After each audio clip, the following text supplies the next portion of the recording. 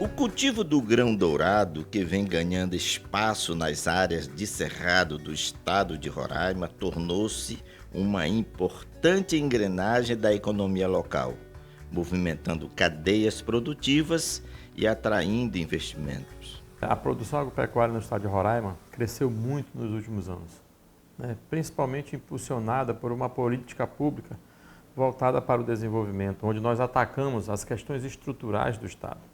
Regularização fundiária, sem dúvida alguma, foi um ponto-chave desse trabalho, garantindo segurança jurídica para o investidor, dando a capacidade de regularização ambiental, de forma que ele pudesse acessar outras políticas como o crédito.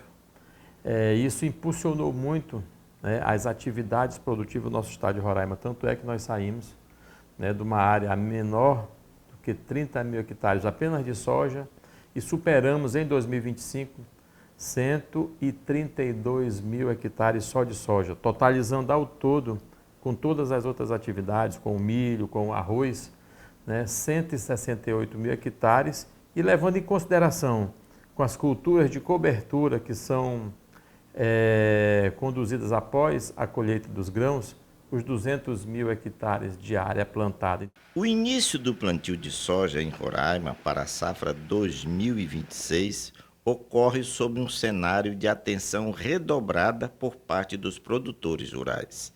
A expectativa de um evento climático El Niño mais intenso ao longo do ano acende um alerta no campo, especialmente em um estado onde o regime de chuvas é determinante para o sucesso da lavoura.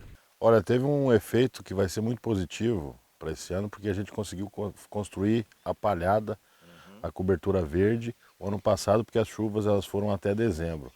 Então a maioria dos produtores conseguiu fazer a cobertura verde, que isso influenciará positivamente na produtividade. Obviamente nós estamos num alerta de clima que, se concretizar esse super El Niño, provavelmente vai faltar um pouco de chuva no final. E aí que a gente está fazendo um alerta para os produtores que quando se iniciar essa chuva agora essa semana, o pessoal concentrar na sua operacional para que se conclua esse plantio até dia 5 a 10 de maio, para fugir dessa janela que eventualmente pode faltar chuva. O calendário agrícola, que normalmente acompanha o início do período chuvoso entre abril e maio, pode sofrer ajustes. Em algumas propriedades, o plantio já vem sendo planejado com maior cautela, incluindo o uso de sementes mais resistentes e estratégias de manejo voltadas à conservação de umidade no solo. Quando nós falamos de produção agropecuária, quando nós falamos dos grãos, nós não estamos falando de atividades isoladas, estamos falando de sistemas integrados de produção. Nós estamos aí trabalhando para lançar o plano ABC+, o plano de agricultura de baixo carbono do estado de Roraima, onde nós praticamos todas as atividades que mitigam os efeitos das mudanças climáticas, que utilizam as técnicas conservacionistas. E isso impulsionou não só o aumento da área plantada, impulsionou a produtividade, impulsionou a produção do nosso estado.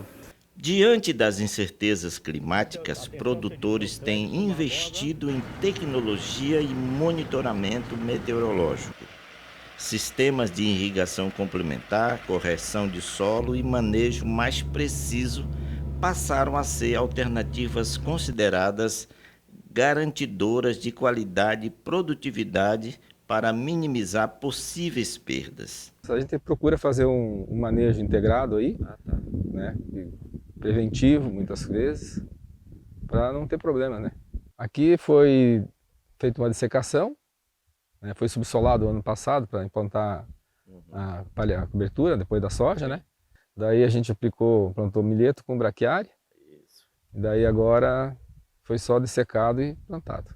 Aquelas atividades, aquelas áreas que antes não estavam improdutivas, não estavam sendo conduzidas, elas vieram para a produção de grãos e também trouxeram consigo a produção pecuária, em sistemas integrados. Isto colocou Roraima no cenário nacional da produção agropecuária como um todo. A soja é hoje uma das culturas mais relevantes para o agronegócio roraimense, com participação crescente na pauta de exportações do Estado. Uma eventual quebra de safra pode impactar não apenas os produtores, mas também setores ligados ao transporte, armazenamento e comercialização de grãos. Mesmo diante das adversidades, a expectativa no campo é de que o avanço tecnológico e a experiência acumulada nos últimos anos permitam enfrentar o desafio climático com maior resiliência.